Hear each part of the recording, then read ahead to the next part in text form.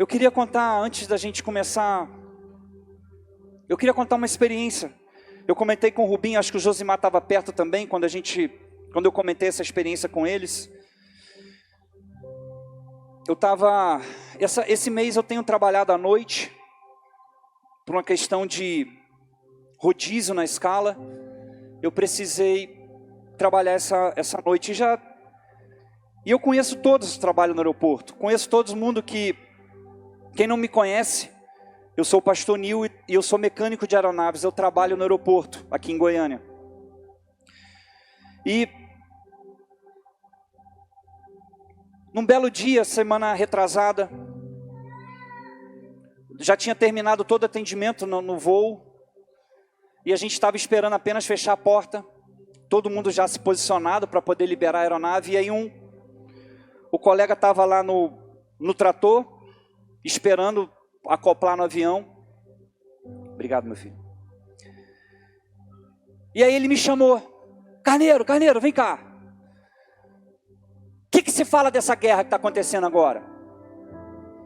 Eu falei: cara, é muito triste, é ruim, não é bom.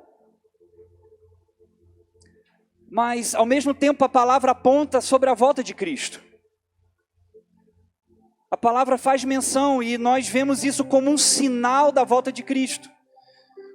E aí ele falou: pois é, a gente realmente, nesse momento, a gente tem que estar orando mais. A gente tem que estar mais ligado com Deus. A gente tem que estar mais ali, lendo a palavra. Eu falei: realmente, isso é real, isso é verdade.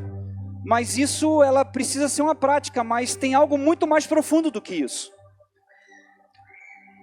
Aí ele perguntou assim: o que é? Assim, não, a gente, como nós conhecemos a palavra, nós temos entendimento de quem é Deus, nós precisamos pregar o evangelho agora mais do que nunca, com mais intensidade, com mais veemência, com mais força. Nós temos que ministrar mais, porque nós vamos acelerar a volta de Cristo, e esse é um sinal da volta de Cristo. E aí ele falou: mas não, como? Na verdade, a pessoa precisa estar mais perto de Deus. Eu disse: claro, mas quanto mais perto de Deus você estiver, mais você vai manifestar o evangelho. Porque não tem como você estar com o autor da vida, com a fonte da vida e não manifestar a alegria, o amor, a graça que Ele tem colocado de você com outras pessoas que estão vivendo na tristeza, na angústia, na aflição, em depressão. Não tem como.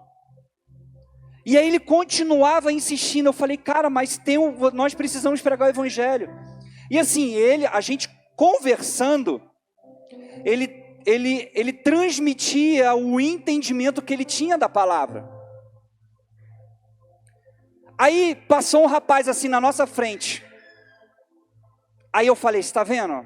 Está desviado. Eu já falei com ele, eu já conversei com ele, chamei a atenção, puxei a orelha. Então tá, prega o evangelho para ele então. Aí eu olhei para ele: você está me desafiando, cara? Não, eu quero ver, fala para ele de Jesus. Aí eu chamei: vem cá. Chamei ele pelo nome, aí ele veio. Eu falei: cara, deixa eu te falar, a última vez que a gente conversou, eu falei para você, como é que está você? Você voltou para a igreja, né? Aí ele abaixou a cabeça: não, Carneiro, não voltei. Eu disse: como é que é? Eu falei: não. Cara, você não está vendo o sinal da volta de Cristo? Olha a guerra que está acontecendo em Israel. Olha os rumores. O que você está fazendo da tua vida, cara? Como pode você conhecer a palavra, ter um entendimento da palavra e você ainda não voltou? Aí ele abaixou a cabeça e saiu. Quando ele saiu, que eu voltei para o cara que tinha me desafiado, quem estava chorando era ele. Aí eu olhei para ele: peraí. Aí ele: não, cara, quem precisa voltar sou eu. Eu falei: não. Cara, pelo amor de Deus, não brinca. É caso de vida ou morte. São questões de segundos e você está brincando. E isso tudo que no meio da conversa ele falou de uma sobrinha dele que sonhou com a volta de Cristo. E ele contou os detalhes desse sonho para mim.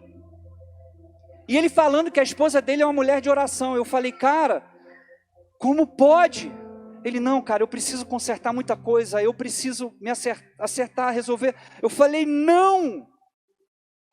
E ali eu comecei a ministrar, a falar em poucos segundos, porque faltava alguns minutos para para que o avião começasse a sair. Eu falei, cara, olha para o filho pródigo, olha para Deus. Deus saiu correndo, abraçou ele. Ele estava sujo, imundo, descalço, fedendo a porco. Deus não estava preocupado como ele estava, Deus estava preocupado em receber ele. Pronto, aí terminou a conversa. E aí e aquilo mexeu comigo.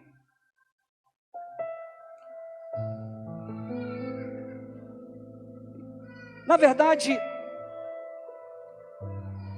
eu faço a seguinte pergunta: você acredita em Deus? E todas as vezes que a gente conversa com alguém, você acredita em Deus? Aí ele, sim, eu acredito. Tá, aí, você acredita que Deus criou todas as coisas? Não, acredito. Então tá, se você acredita em Deus, e você acredita que Deus criou todas as coisas, você acredita que Deus formou o homem? Sim, acredito. Então eu vou falar de inteligência natural. Se Deus criou todas as coisas, Deus formou os mares, a terra, e eu vou dar um exemplo bem simples, Deus colocou o peixe na água e o leão na terra. Só que agora você inverte, você pega o leão e coloca na água, pega o peixe e coloca na terra. Estou falando de inteligência, tá? O que vai acontecer? O que vai acontecer, querido? Morte. Pode até durar por alguns minutos, algumas horas, não sei, eu não vou mensurar porque eu não entendo a parte científica. Mas vão morrer porque estão fora do seu habitat. E aí eu pergunto, se você acredita em Deus e crê que Deus formou o homem, por que você está fora de Deus então? Porque se Deus é a essência, se Deus é a fonte da vida, se Deus é a manifestação de tudo que existe, que há e que ainda vai existir, por que a obra-prima dele não está nele, no habitat dele, na origem? Então eu quero te falar algo, querido, eu quero falar sobre o tema dessa palavra, fala da igreja e a natureza de Deus. A questão é que o homem, ele entra no engano, e nesse engano, algo é gerado no coração dele, na mente dele, e estabelece como uma verdade.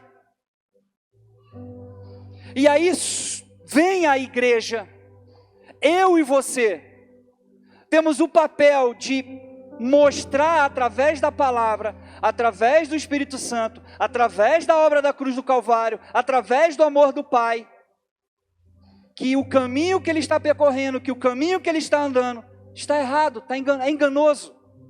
Mas Nil, eu como igreja, eu entendo tudo isso, eu sei que eu como carta viva, assim como Paulo escreve, eu preciso manifestar a glória, eu preciso manifestar a plena sabedoria de Deus sobre mim, para que as outras pessoas possam ver em mim a paz, a alegria e a abundante misericórdia do Senhor.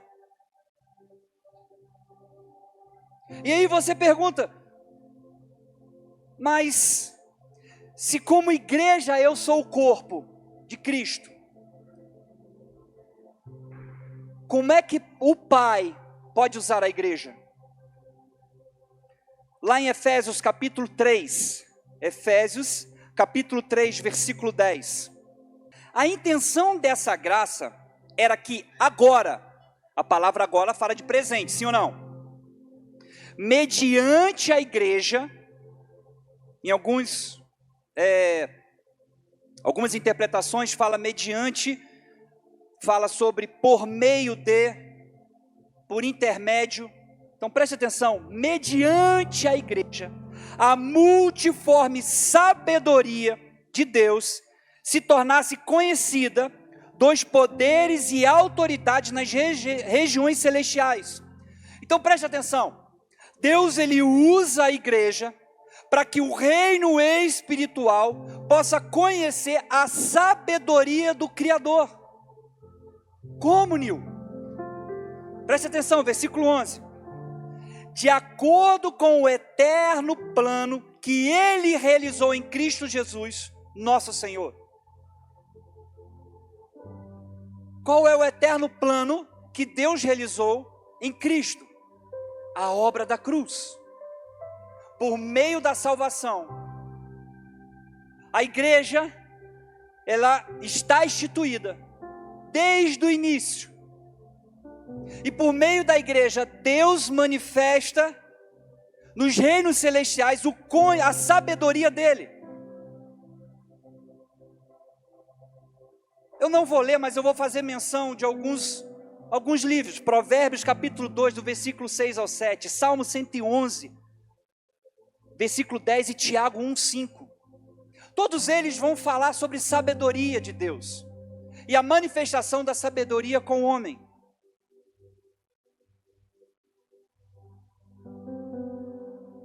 A questão é como eu, igreja, vou manifestar para que o reino celestial conheça a sabedoria de Deus. Como é que eu vou caminhar para que o reino celestial... Mas espera aí, Nil. Tudo nós começamos a conversa sobre a igreja manifestando e pregando o evangelho. Mas eu preciso que você entenda o que Deus faz por intermédio da igreja. O que Ele faz através de você, igreja.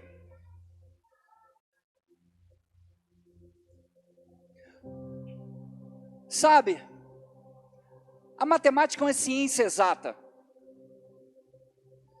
O cálculo é preciso. 2 mais 2 é 4, 20 mais 20, 40. Não tem como você mudar o resultado. Tudo que a igreja ela tem como objetivo, através da palavra, guiadas pelo Espírito, preste atenção, pelo Espírito Santo, é manifestar e mostrar para você que se você continuar por esse caminho, o resultado vai ser esse. Quando você começa a adquirir a sabedoria de Deus, o entendimento, você começa a vislumbrar o resultado. Seja ele positivo ou negativo. Tudo que nós precisamos fazer, querido, é ter um entendimento claro da revelação do Pai e a igreja, para que possamos juntos ajudar uns aos outros a permanecer firme até a eternidade. E claro, com isso também, fazer com que as pessoas que estão lá fora possam enxergar a verdade, seja quebrado todo engano. A igreja começa a difundir a sabedoria no reino celestial. Mas como difundir? Como entender como é que Deus age? Como entender a natureza do Pai?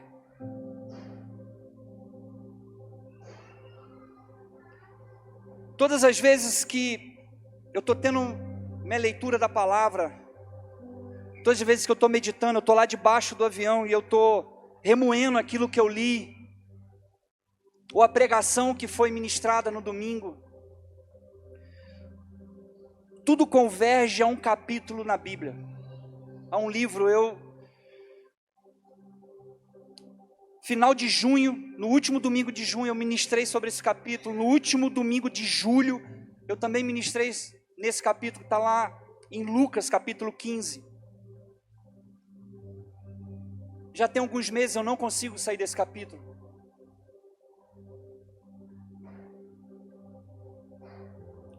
Eu estou quase decorando ele. Jesus estava com os pecadores e publicanos. Jesus estava ali tendo comunhão e está tendo uma festa, ele estava ali comendo com eles, ao mesmo tempo ensinando. E de repente passa os fariseus e os escribas.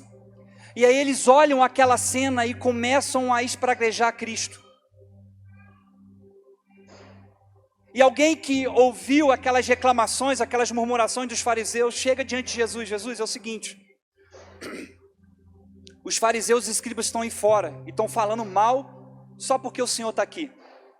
Não, então peraí, eu vou lá conversar com eles. E aí Jesus vai, chega perto deles, e ouvindo as murmurações dele, Jesus propôs 3 parábolas. E ali ele começa a falar da parábola, a primeira palavra sobre a parábola sobre a ovelha perdida. Ele fala do pastor, ele fala de 100 ovelhas e das 100 uma se perde. Aquele pastor, ele pega, deixa as 99 em segurança, claro, e aí ele sai à procura da ovelha que se perdeu. E aí ele encontra, volta com muita alegria, chama os vizinhos e faz uma grande festa. E aí ele continua, e aí ele conta a parábola da dracma perdida. Alguns historiadores falam que poderia ser os dotes ou as reservas daquela mulher, e ela perde uma moeda. A moeda equivale a um dia de trabalho. E ela perdeu aquela moeda. E aí a mulher acende uma candeia, ela varre e organiza a casa, e ela diligentemente, com muita insistência, ela encontra a moeda. E aí ela chama as vizinhas, e ela conta que ela achou a moeda, e ela faz uma festa com muita alegria. E aí vem a última parábola. Conta a história de 2 filhos. Um dos filhos desejou sair de casa e queria receber a sua parte em herança. Ele sai, curte a vida do jeito que ele queria, o dinheiro acaba, ele tem fome, e aí ele volta para casa. O pai recebe ele com muita alegria, com muita festa, troca a roupa, dá banho, calça os pés dele, coloca o anel de autoridade. Só que aí tem o irmão mais velho. E aí o pai sai daquele ambiente, ele descobre que o irmão mais velho está chateado por ter recebido o filho, está fazendo festa. E aí o pai sai daquele ambiente e vai conversar com o filho para conciliar. Filho, vamos para lá, teu irmão estava perdido. Vamos voltar. Vamos curtir, vamos aproveitar, é festa.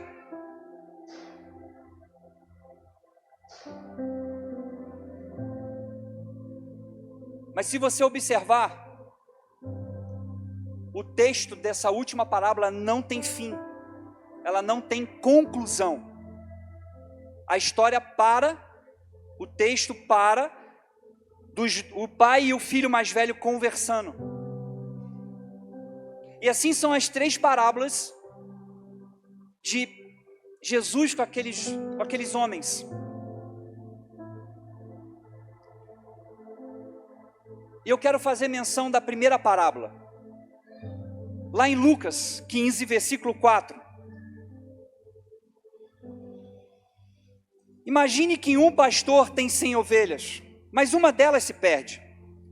Se um de vocês fosse aquele pastor, o que você faria? Você iria deixar as 99 no pasto e passaria a procurar pela ovelha perdida até encontrá-la. Que homem é esse?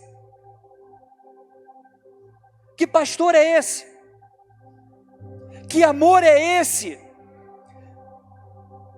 Que não está preocupado com o que ele vai encontrar no caminho, mas ele está preocupado em encontrar a quem se perdeu. Que homem é esse? Que abre mão das 99 por algum tempo, não é algo permanente. Mas ele vai atrás da perdida. Que homem é esse? E eu quero fazer menção da natureza de Cristo. O verdadeiro pastor. Qual é a sua essência? Qual é o seu objetivo? A essência de Cristo e o objetivo é fazer com que o homem possa estar novamente perto do Pai. Tudo que Jesus fez por amor ao Pai, era quebrar a divisão entre o homem e Deus, era fazer a ponte do abismo, e ele precisou se sacrificar para isso.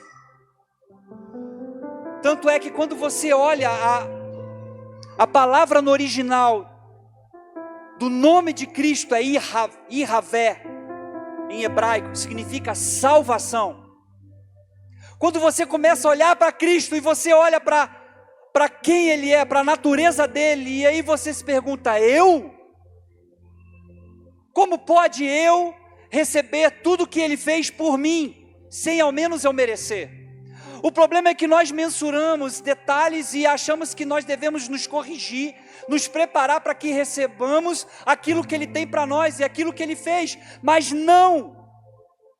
Tudo que Ele quer é apenas que você decida no seu coração. Jesus veio salvar o homem, tirar ele do habitat que não é dele e colocar ele no habitat original e natural. É Deus.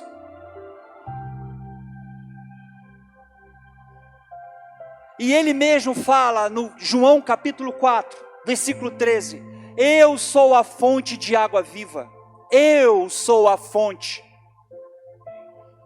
Olha o que fala lá no versículo 13, Jesus respondeu, toda pessoa que beber desta água voltará a ter sede. Ali é a conversa dele com a mulher samaritana. Era em torno de meio-dia e ele foi pegar água no poço. Ele sabia, claro que ele sabia.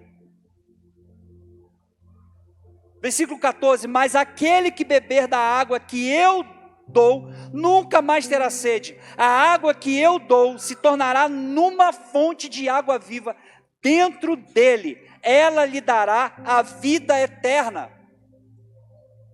Querido, preste atenção, eu como igreja, eu e você, nós temos que apresentar àqueles que estão lá fora a fonte, a essência, o próprio Jesus.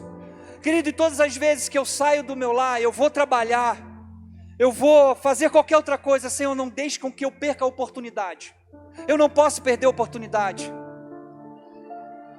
Eu sinceramente eu não sei se em algum momento eu vou encontrar pessoas que eu não perdi a oportunidade de manifestar, eu não sei. Mas a única coisa que eu sei é que eu preciso manifestar a natureza de Cristo. Eu preciso dizer às pessoas, ei, eu quero te dizer, querido, há uma água. Se você beber dessa água, você não terá mais sede. Eu preciso mostrar para ela, beba essa água. Tudo que você está vivendo é um deserto. Tudo que você está vivendo são circunstâncias e parece que perdura de ano após ano, ano após ano. Mas eu quero te dizer, querido, essa água vai te lançar para a eternidade. Vão fontes que vão jorrar dentro de você. E eu quero te dizer, querido, você vai receber tudo aquilo que Ele fez por você. Passando para João capítulo 6. Aí ele fala, eu sou o pão da vida. João capítulo 6, versículo 35. Então Jesus declarou, eu sou o pão da vida. Aquele que vem a mim nunca terá fome. Aquele que crê em mim nunca terá sede. Espera aí, que homem é esse? Que além de matar a sede, agora ele mata a minha fome. Que fome e sede é essa? Querido, nós fomos criados com a essência de Cristo. Nós fomos criados com a essência do Pai. Tudo que está fora da sua essência, falta algo. Falta. E tudo que Cristo está dizendo aqui, querido, preste atenção. Ei, eu sou a água e o pão que você precisa. Eu sou a água e o alimento que você precisa. Quando eu, como igreja, manifesto e declaro quem é Cristo na natureza dele, eu estou dizendo para essa pessoa, amigo, vem para cá. Eu quero te dizer, querido, você não vai ter mais fome nem sede. Mas o que eu preciso fazer? Nada, só aceita. Não, eu preciso parar com isso, eu preciso tomar um banho, eu preciso trocar de roupa. Não, nada. E João capítulo 10, do versículo 7. Então Jesus afirmou de novo, digo a verdade, eu sou a porta das ovelhas. Jesus também fala que Ele é o caminho para chegar ao Pai. Então preste atenção, querido, você precisa passar pela ponte que separava o homem, era o abismo, e agora você tem uma ponte. E através dessa ponte você tem a liberdade de chegar ao Pai. Não existe nada entre o homem que possa separar, a não ser o próprio Cristo que te liga ao Pai.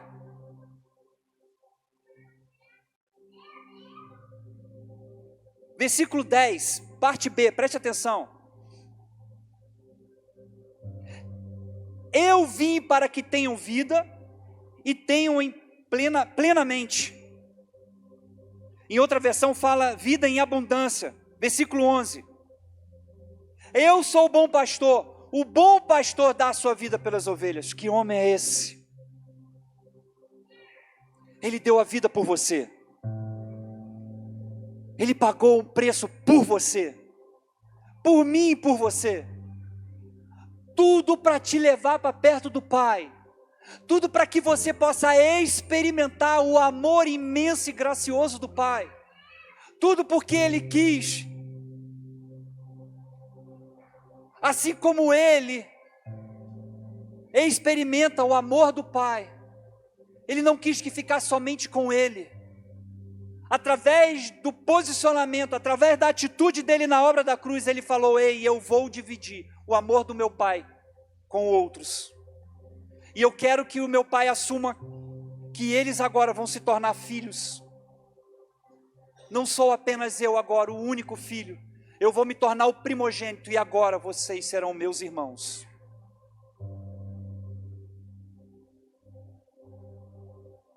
Que amor é esse? Que amor é esse?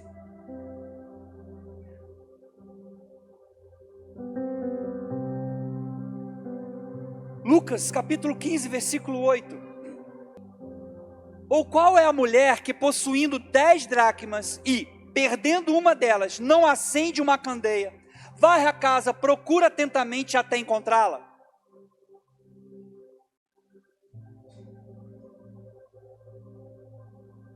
Quem é? Como pode? A moeda fala do seu valor. A moeda fala da sua importância.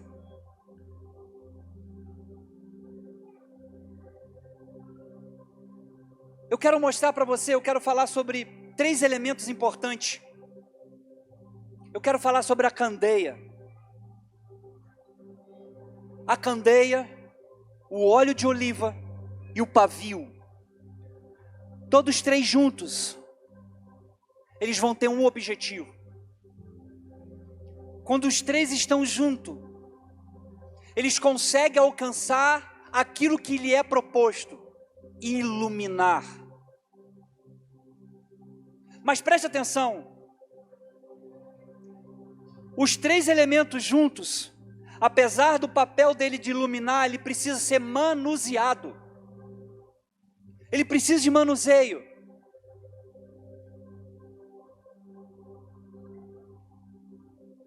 A candeia eram muitas das vezes um ornamento feito de barro, bem pequenininho, parece uma lamparina, alguma coisa bem simplesinha, bem pequena, cabia na palma da mão. Ela tem 2 furos, nesses 2 furos, um é onde bota o óleo e o outro é onde sai o pavio. A candeia, ela fala da estrutura, ela fala da organização, do que precisa para que as coisas possam acontecer. Hoje nós temos nossas células, aonde a candeia é acesa. Hoje nós temos os encontros, aonde a candeia é acesa.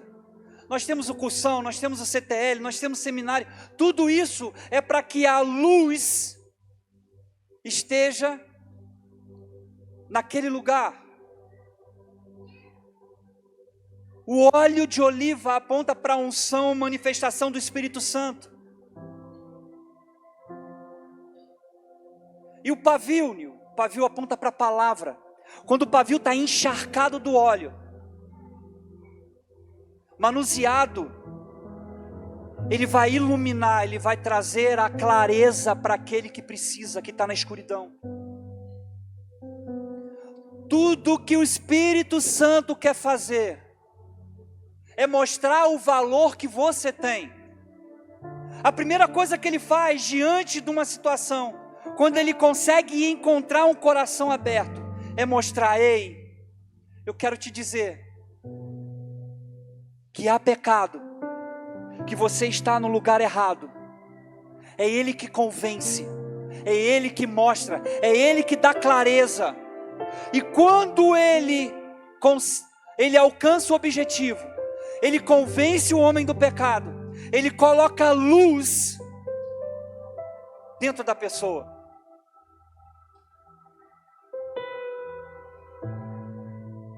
E através dessa luz, querido, a palavra começa a jorrar.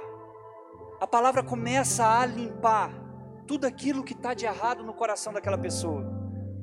Por algum momento, ela decidiu abrir as portas para que o Espírito Santo pudesse agir.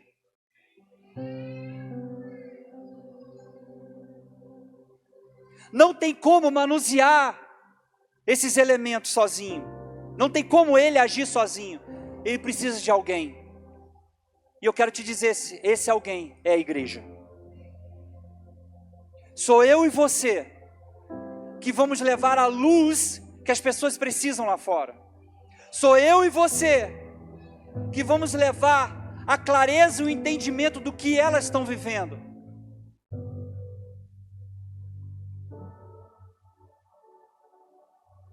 Agora o último ponto. Fala sobre a natureza do Pai.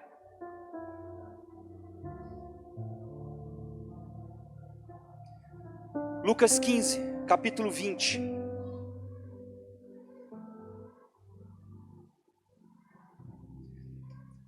A seguir se levantou-se e foi para o seu pai. O menino tinha gastado tudo, começou a passar fome. E aí caiu o entendimento. Ei, o meu pai tem empregados, os empregados dele comem bem. Eu vou correr lá, vou voltar para casa e vou falar: pai, me faz de empregado. Eu quero ser seu servo. Eu estou com fome, eu preciso comer. E aí ele se levanta. Estando ainda longe, seu pai o viu e, cheio de compaixão, correu para o seu filho e o abraçou e beijou. Eu estava fazendo uma pesquisa bem superficial sobre a distância que o ser humano consegue enxergar. A distância ela varia de 2,7 km a 5 km. Isso vai depender de iluminação, depender de uma série de situações, se a pessoa tem problema visual. Mas a questão aqui, ainda longe, eu creio que é uma distância ainda bem grande. Imagina a ansiedade do pai sentado na varanda ou na porta de casa, na expectativa do retorno do filho. Começa a imaginar, querido, ele está parado lá e de repente ele consegue enxergar uma pessoa de longe. Agora preste atenção, eu tenho filhos. Quem tem filhos? Todos nós. Preste atenção. Você consegue ver quando seu filho no caminhar está triste. Você consegue ver no caminhar quando ele está alegre. Isso fala de relacionamento. Isso fala de intimidade. Isso fala do tanto que o pai e a mãe estão atentos às ações do filho. Diante de tantas pessoas que passavam por aquele caminho, o pai de longe consegue identificar quem é o filho. Só no andar. A Bíblia não faz menção disso, mas eu quero na imaginação colocar você dentro dessa cena. O pai à vista de longe, ei, eu conheço aquele andar. Uai, não pode ser, é ele. E o pai imediatamente, ele sai correndo ao encontro do filho. Imediatamente ele dá um salto. E ele não está preocupado com os vizinhos, ele não está preocupado com seus servos, ele não interessa nada, ele só quer encontrar, ele só quer ir lá onde ele está, porque ele já sabia para onde o filho dele estava indo. Dentro do coração do pai ele tinha plena certeza, ele está voltando para casa, eu vou lá buscar ele, eu vou ao encontro dele, e aí o pai sai correndo.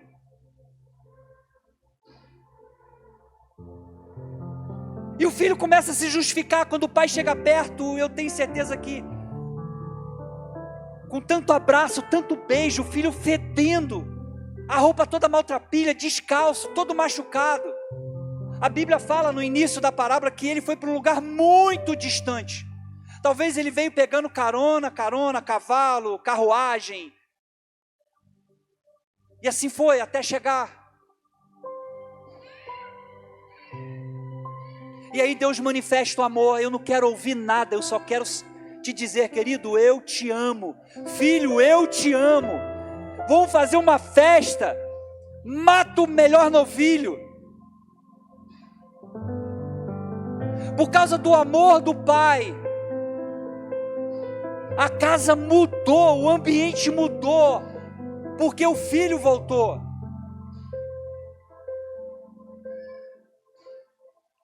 A natureza do pai é que quando a pessoa decide no coração ir voltar para casa, ele corre ao teu encontro. Essa é a natureza dele de manifestar o amor dele. Muitas das vezes aquilo que eu falei, não, eu vou passar aqui nesse lugar, eu vou tomar um banho, vou me arrumar, vou trocar de roupa, aí eu vou ter com o pai. Não.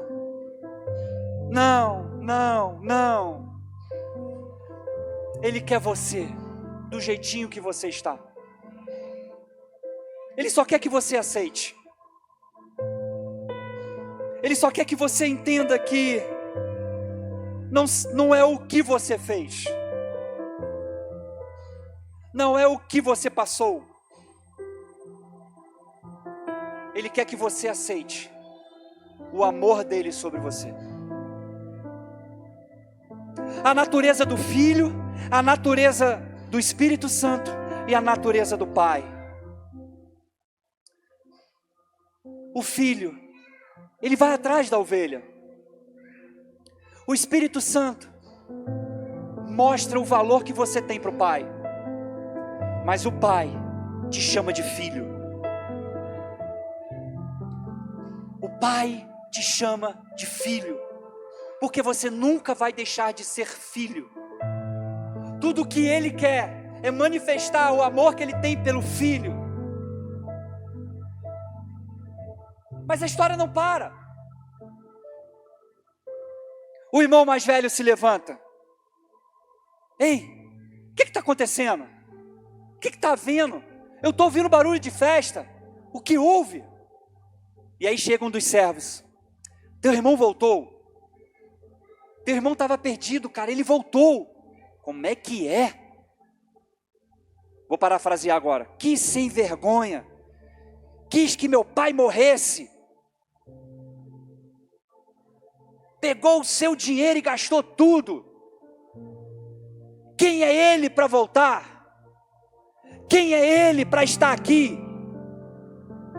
Não, calma, deixa eu te dizer, teu pai está tão feliz, está tão alegre, que está fazendo uma festa para ele. Como é que é? agora eu não estou chateado mais com meu filho. Eu estou chateado com meu pai. Como é que ele pode aceitar um negócio desse? Quem é ele? E aí chega um dos empregados. Senhor, teu filho mais velho está lá fora. E ele está indignado contigo. Como é que é? Não, peraí, vou lá conversar com ele. E aí termina a história do pai tentando conciliar o filho mais velho. Que amor é esse? Que amor é esse que até o filho mais velho, ele quer mostrar o tanto que o amor dele é manifesto independente da circunstância.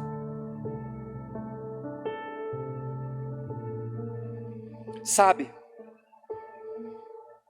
nós estamos vivendo em tempos onde os sinais têm sido mais intensos sobre a volta de Cristo.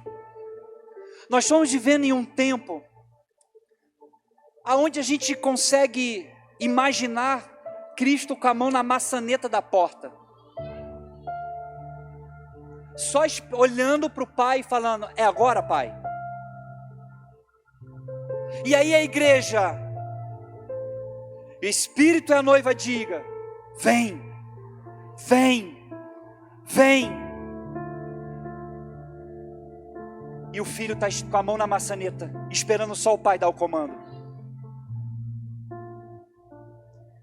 Nil e a igreja prega o evangelho, fala do amor do pai, fala da natureza do filho, fala da natureza do Espírito Santo. Só fale, só pregue, não perca a oportunidade. Não deixe com que as pessoas que estão lá fora vivendo em circunstância possam perecer. Pelo contrário, use a candeia que o Pai colocou na tua mão.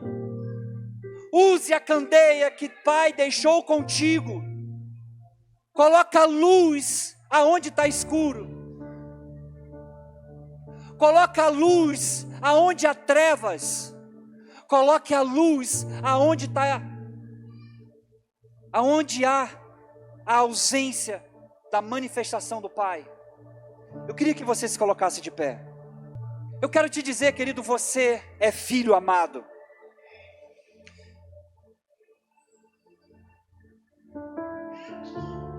Se eu pudesse trazer a lembrança de tudo aquilo que o Espírito Santo manifestou através da minha vida aqui,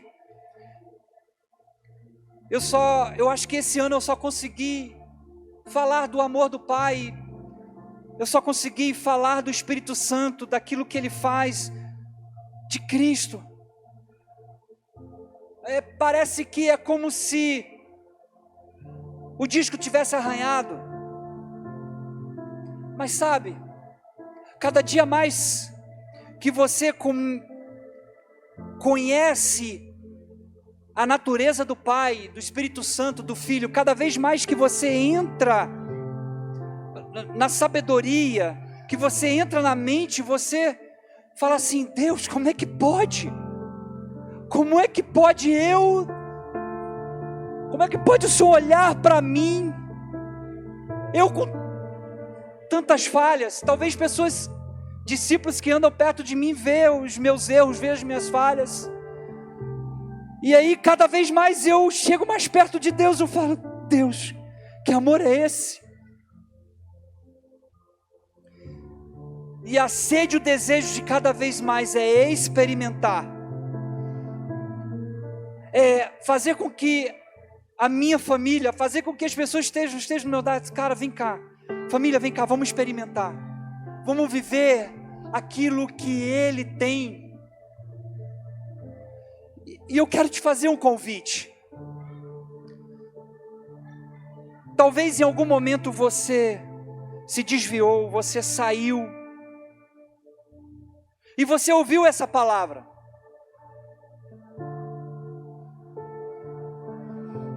E aí você começa a mensurar vários fatores daquilo que você passou, de circunstâncias, decisões que você tomou. Mas eu quero te falar, querido, hoje Ele te faz apenas um convite. Eu estou de braços abertos para te receber, independente de como você está. Eu só quero que você experimente o amor que eu tenho por você. Eu só quero que você possa experimentar. Eu só quero que você possa receber. Mas o que eu preciso fazer então? Aceite. Só aceite. Só aceite. Mas aí você faz a seguinte pergunta: quem sou eu apenas para aceitar? No fundo, na verdade, você merecia a morte. Eu e você merecíamos a morte. Mas o próprio Pai se fez justiça no nosso lugar, para que o perdão dele pudesse nos alcançar. E através do perdão dele e a aceitação, nós pudéssemos nos reconciliar e nos relacionar novamente com ele. Pois esse é o plano original. Esse é o objetivo original para você.